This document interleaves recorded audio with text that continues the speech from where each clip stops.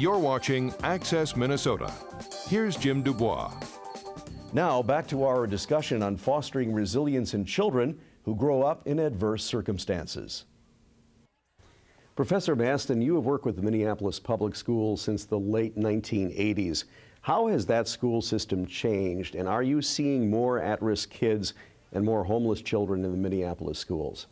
There have been many changes over the years, and some of the changes reflect the change in the student population. This is occurring in many urban areas around the country. There certainly do appear to be more high-risk children who are struggling with the burdens of poverty, and at the same time, we of course have a lot more diversity. We are in this region, a major immigration and refugee destination. We've welcomed refugees for a long time in this state from many different countries of the world. And so there's been a tremendous change, both due to people coming into the country and also native-born children migrating into our urban areas. We're much more diverse. And that's provided both challenges and opportunities for the schools around here. We've had to develop a whole new kind of capacity for learning English as a second language, and we have a lot of capacity.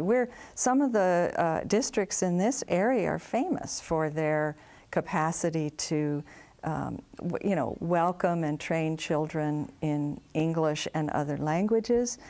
We also, I think, have become much more advanced in our intercultural education because we have to deal with diversity in our schools. And I think it took us a long time to realize that that was an asset, that in a world that's globalizing, if we want to educate global citizens, it is important that they have some experience with children in different cultures. The other thing I've seen is that we have in a number of our school districts, and particularly in Minneapolis, where I do a lot of research, we have a much stronger focus on measurement now, I think, than we did decades ago, where we actually keep track of how much children are learning year upon year.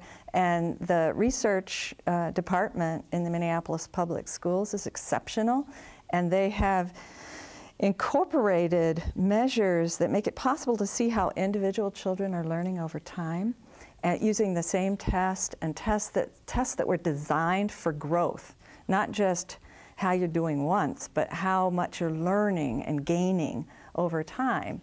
Because we have data from the entire school district that we can analyze, and we can follow children over time. And it gives you a much more comprehensive picture of the extent to which we are struggling to educate homeless children and low-income children in Minneapolis. We find, for example, that only about 1/4, 25% of children, if we look at a window of time, like 5 years in recent windows of time, if you look over time, only 25% of children have not been identified for a reduced price meal program or homeless highly mobile status. And that means that the other 75% have at some time or another over a 5-year window been identified as either dealing with poverty or dealing with homelessness. And we found that, again, looking cumulatively over time, that close to 14% of children in grades 3 to 8 in Minneapolis, when they use the same test, will be identified as homeless highly mobile, and that seems to increase every year. We're hopeful that the problem of homelessness would fall. It did level off for a while, but then with the economic crisis beginning in 2007, it began to rise again, and we're still seeing growing numbers of homeless children, which means homelessness is not one risk factor. Homelessness is an indicator that a lot of other things are going on in the family related to, all kinds of stress, all kinds of economic problems. But we've not just been able to see the risk of those children. It's really clear in our data that homeless children on average have much lower achievement scores on math and reading, and that those differences emerge early and they persist. We also see that there's variation in those children. Even though on average their achievement is substantially lower, even than children who are on free lunch, that many of the children are doing fine. If we then take, instead of looking at averages, we look at individuals and look at their achievement growth over time, we can see that about close to half, about 45%, of children who've been identified as homeless, highly mobile, show good achievement.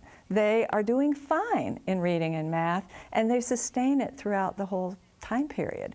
And that tells us a number of different things. First of all, it shows us resilience in these children, and then we can ask, well, what makes a difference? Well, how are they doing that? And that could be good schools, good teachers, good executive function skills, good parenting. And we have been particularly interested in executive function skills because our research in shelters, where we go into shelters and measure these cognitive executive function skills, they predict how well the kids are going to do in kindergarten and first grade. And we think that's important because these skills are malleable. We think we might be able to do something about them.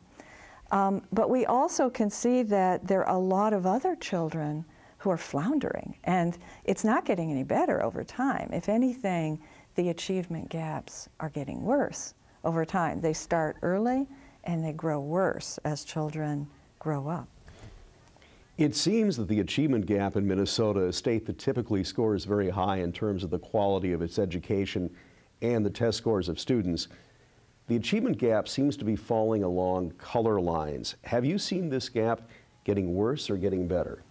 Well, it's a complicated problem because overall it does seem to be getting worse, particularly in urban districts if you compare back decades.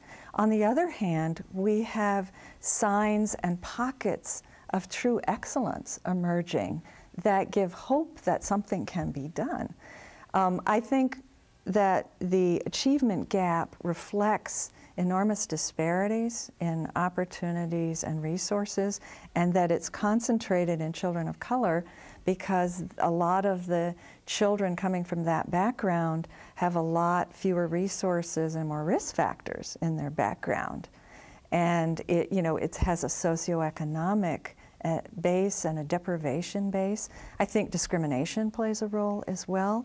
But I think a lot of what we see in the achievement gap has to do with opportunities and resources. I also am very proud of Minnesota because we are, recognizing this problem, that we have one of the worst achievement disparities in urban areas across the country. And we've gone after funding for projects like Race to the Top and the Promise Neighborhood Project.